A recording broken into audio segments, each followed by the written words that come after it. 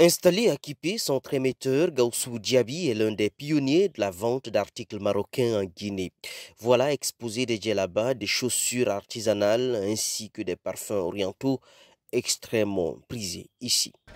Chaussures originales, première qualité. Seulement moi, pour moi que je vends là, surtout des originales là. Il y a des Guinéens qui aiment des articles originaux marocains. Parce que moi, mes clients, tous mes clients me connaissent par rapport aux articles que je vends. Ça, par rapport de la qualité, il y a certaines, on vend à 200 000 francs, il y a certaines à 500 000 francs, il y a certaines à 800 000 francs, il y a certaines à 1 500 000. Ça dépend de la qualité et de la modèle qu'ils vont voler. Pour Gaussou, le commerce est donc rythmé par des saisons spécifiques où la demande peut devenir particulièrement forte.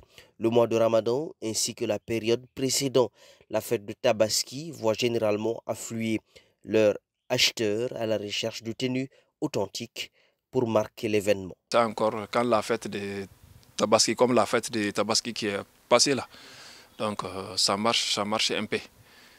Après la fête maintenant, comme hier, j'ai fait la marche un peu. Donc ils vont me contacter, ils vont m'indiquer si vraiment si j'ai la bonne qualité parce qu'ils ne vont pas acheter à Saoudi là-bas. Ils voulaient que quand ils rentrent ici, ils vont payer. Je vais leur répondre oui. Arrivé ici, il y a certains qui vont m'appeler, on vient à la boutique, ils vont venir ici acheter pour faire leur sacrifice pour la Hajj qu'ils ont fait et autre chose. Tant que ça marche pour moi, bien c'est les mois de Ramadan. Comme si le mois de Ramadan approche comme ça, j'ai un de mon ami au Maroc là-bas, il s'appelle Rahim. Je vais lui donner les ordres d'aller à la usine, ils vont fabriquer. Si c'est des djellabas pour hommes que je vais, ils vont aller à la usine, ils vont fabriquer pour moi.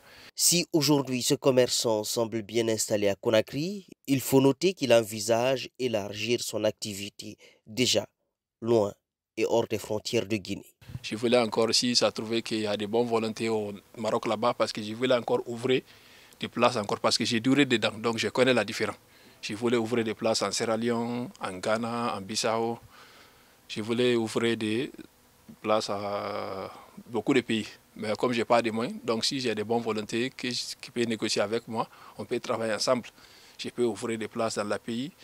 Je resterai à la garantie entre les usines et où je peux ouvrir la place, quoi. À Kipé, Madina ou encore à Lambagny, des boutiques de ce type voient le jour, illustrant ainsi la vitalité du commerce guinéen ainsi que la capacité des entrepreneurs locaux à s'adapter aux nouvelles tendances. Bien brodé.